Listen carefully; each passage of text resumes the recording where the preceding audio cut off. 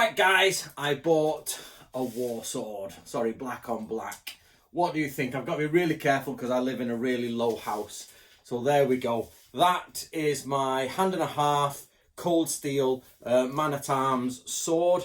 I really like it. It is quality. I'm putting together, I'm 42 at the moment, and I always said that whoever is going to be my wife will buy me a Claymore long greatsword for my 40th birthday. But I'd only just got with my girlfriend for my 40th birthday, so I thought, can I get her to spend £1,000 on a Claymore? Probably not, but I've been with her a couple of years now, so I put together some birthday money. I had to wait because I had the money, but this was out of stock. It's been out of stock for ages, about a year and a half. I was just going to buy it, to be fair, because they're relatively cheap, these ones. So it is superb. I got the blackened version because they're all black. I'll show you up in a minute. I've got a collection of swords there. Unfortunately, it came, and I'm going to be honest with you, it was blunt. I've bought cold steel before, so I'm not going to complain about cold steel because normally they come, they're sharp as hell. They're really good. They're really good quality stuff for what you pay. But this one was just blunt. It'd clearly been sharpened, but not correctly. So I had to sharpen it, which means some of the black, because I'm not a professional sharpener, some of the you can see the scratches where I've tried to not hit the black, but you've got to get it a fraction of a sort of, you know what I mean, a fraction of a degree out. So stitched on yay side. Full there. You'll see in a minute, I'm gonna do this black and gold, which is my theme for black and gold, as with like my shields and stuff like that. Any history buffs out there who know where such a sword would go? Would you carry it at the hip? Would you carry it on a horse? What if you didn't have a horse? Would it always be at the hip? I'm assuming it didn't go on the back, let's not be silly.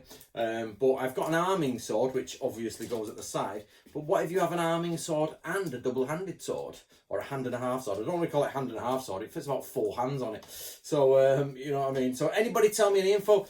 Do you agree cold steel is good, not good? What do you think? I bought cold steel because they're in that price bracket where to get everything, it was about £1,000 to get all 3 blades, roughly, maybe under. And or it'll be £1,000 by the time I've got the spearhead, and they're genuinely pretty solid stuff. I don't want it to be display. I want it to be a case of if you had to use it on a battlefield, you could use it on a battlefield if you really needed to, or if the country goes to chaos like it seems to be doing, which is all old people complain about, but you're like, you can get this out, run down the street and start hacking to death all the people coming to steal your food and land and stuff like that. So there you go. Right. Then, of course, we've got my Taj, which you've all seen before, guys. So that's, I'm going to use the term battle ready, if you know what I mean. Basically, it'll protect you. My battle ready wood in case I get the flu. My axe. I've just literally swept everything up. Got the fire going. And my 3 swords. Next step is a mace and a pole arm. If you can see, there's a hook there. They're forged iron hooks, actually, they're pretty good. And a hook there. And there's going to be a pole arm across there. Again, cold steel when I can find the one I want. At the minute, they don't really do a Western style blade.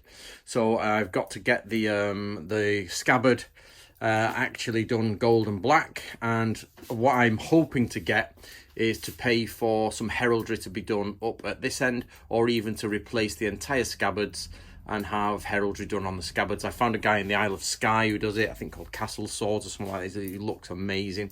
So that is what's going to happen eventually.